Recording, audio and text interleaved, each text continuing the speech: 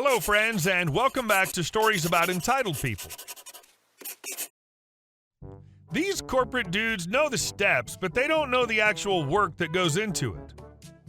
I really want to see the people in charge run a kitchen for a week under their rules and with the same staffing they force us to use. Literally the barest of minimums to keep the place open. But before we begin, best way to support our channel is to leave comments, like, and subscribe with the turned-on bell so you don't miss the new video every single day. Here we go. Keep rinsing the rice until the water runs clear? Got it. Years ago, I was a cook at a well-known fast casual restaurant known for their large burritos and charging extra for guac. I worked hard because the place was very understaffed given the number of customers that came in. Management was understanding when we had to cut corners to make sure people didn't wait for their food. One of the rules we had to follow before cooking the rice was to rinse the raw rice 3 times until the water runs clear. Vague? I know. How clear is clear? What if after 3 rinses the water's not clear? 3 times and runs clear, or 3 times or runs clear? Who knows? I didn't ask. Most of the time, we'd give the rice 1 or 2 rinses before throwing it into the cooker. Never had any problems with customers complaining about it, and we never ran out of rice. Since there were never any problems, management didn't care. Everyone was happy. That is until one day, Miss Manager decides it's time to enforce every single rule exactly. Not sure why, to get to the position she was in, she knew how to do all the individual tasks in the kitchen, so she knew the rules. However, she didn't know how to conduct the symphony of the dozens of simultaneous tasks at the speed and accuracy required to keep customers moving and to never burn anything. I did. She didn't know which corners were okay to cut and which ones were not. I did. As I was getting ready for the busy shift, but the kitchen was not in busy mode yet, I'm rinsing rice and Miss Manager approaches me. Make sure to rinse the rice until the water runs clear. I look at her and respond, I always do. She knew I was lying, but she knew why. She knew that it would take longer to make the rice, but I was the only one who could make sure that rice never runs out. Her life would be hell if we ran out of rice. She had a chance to let it go. She did not, though. Mr. Cook, I know you don't follow that rule. Keep rinsing the rice until the water runs clear, and before you put this rice on the cooker, come find me and show me that it runs clear. I looked at her with a straight face and replied, keep rinsing the rice until the water runs clear. Got it. I begin, fill the pot of rice with water, agitate the rice, pull out the perforated part of the pot, and dump out all the cloudy water. After 3 times, the water still resembles water skim milk. I look up, she's watching me. She asks, does that water look clear to you? It was rhetorical. I see how it is. I start rinsing again. Satisfied, she walks away. I continue repeating the process. A while goes by, and yes, I'm counting the number of times. The long grains of rice are breaking apart, and the entire pot is turning into a strange, mushy mixture of white rice. Given the time I'm taking on this dumb task, everything else that needs to get started in the kitchen is falling behind. Finally, Miss Manager appears in the kitchen again. You're still rinsing rice? The timing was perfect. I dump out the water in front of her and ask, does that water look clear to you?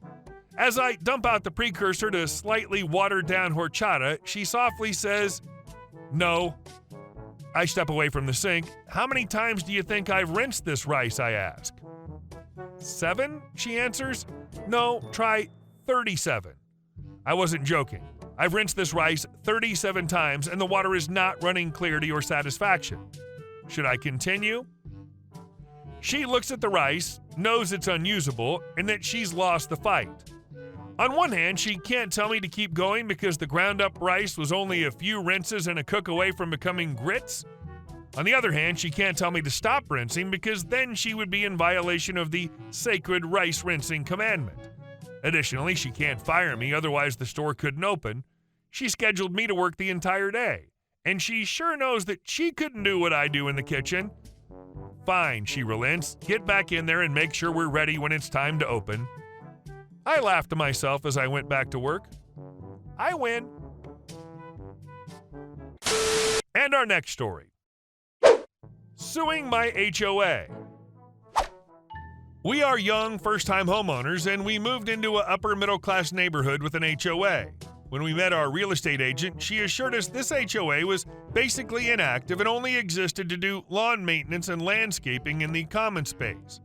She also told us that the water was included as part of it is listed on the online Zillow and Trulia listing. We later found out water's not included due to small print in the 27 pages of papers we signed on closing day.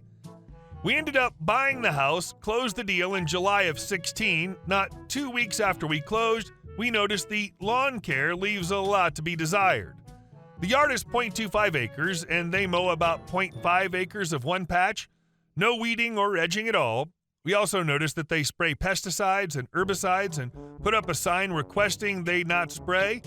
These were ignored. We made requests in writing and emailed to the HOA saying only a portion of the yard was being done and our request for no spraying is ignored. That letter was ignored, so I withheld HOA fees since that's their main job.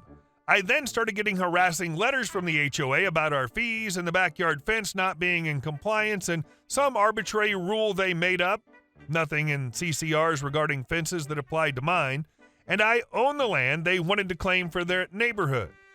I called the city and asked them if my fence was in violation. They said that had no complaints on file and the fence was fine, so we ignored it. This house has been here for 3 years with the same fence before we moved in and was never taken care of before due to the fact the HOA at the time was owned by the people who built the house. After this incident seemed settled and done with, they changed owners of the HOA to a new company, 1-star rated on Google and Yelp.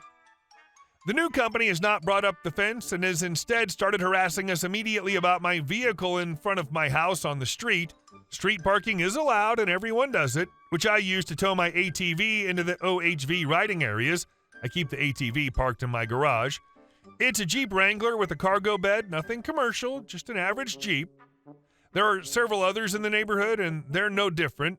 They've sent me tons of harassing letters, sometimes fining me more than once a month, claiming I'm in violation of a rule, no storage or parking of trailers, RV, boats, or any vehicles larger than a non-commercial truck. There are several glaring problems and hypocrisies in this claim. First of all, this is not a gated community. They do not own the infrastructure. This is a city street. Also, this was never an issue and has been there since I moved in until the new HOA that was elected without my permission or ability to vote on. I've noticed no one else is getting fines or letters. Some people even park their Jeeps in their front yard. We tried telling the HOA by email, letter, and phone that this is not a violation and that almost everyone else in the neighborhood does the same thing. I'm blatantly ignored and followed up by more fines and harassing letters.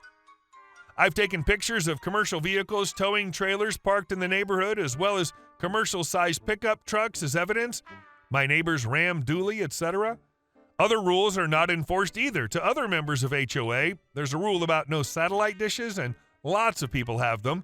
There's a rule about no basketball goals, and a couple of people have those too. There's a rule about no commercial signs or business, but there's a lady who runs a nail salon out of her house at the front of the neighborhood and has for months with no intervention by the HOA. People keep their trash cans out in front of their garages, even though that's not allowed, yet I'm the only one who's harassed about these rules. My neighbors across the street have more animals than allowed due to CCRs, and they're not fined. In fact, they're breeding dogs and selling them. They're also a nuisance. They bark every time they come outside, and then I have to listen to the owners scream at the dogs to shut up. The only difference between us and the rest of the people in the neighborhood is we're the youngest couple in the neighborhood, by far. We're late 20s and have no kids. Most people in this neighborhood are empty nester, retired, or have teenage kids. They're mostly 50 or 60 plus. My guess is they don't like us and are probably guilty of some sort of targeted age discrimination. There are also several other problems I'll list below. We are never invited to HOA meetings, lawn service not done properly, herbicides sprayed when we requested them not to even had a sign, none of the common area landscaping is irrigated, 3 trees they planted in my yard died, no trees in my yard. They will not allow us to join the HOA Facebook group, irrigation in my front yard not serviced by HOA, and it sprays our cars in the driveway, not our grass, leaving dead spots. This is their responsibility according to CCRs. Retaining wall on the north side of my property in dangerous disrepair, and they refuse to address it. Major safety issue. Then we got a new letter today in the mail saying they had another meeting and we were not invited to where my neighbor 2 houses down, member of a board I've never been invited to speak on, decided along with some other jerks that they made a new rule: if people don't pay the HOA dues and fines, then they can garnish wages, take your house, etc. Somehow I didn't get to vote in this matter either.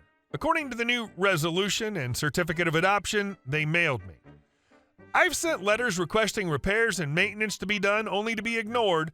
They only mow 1/3 of my front yard, a small sod patch. I've had enough. I went to the courthouse. They told me I have to fill out a legal form using a specific legal approved language and request a monetary amount for damages to proceed.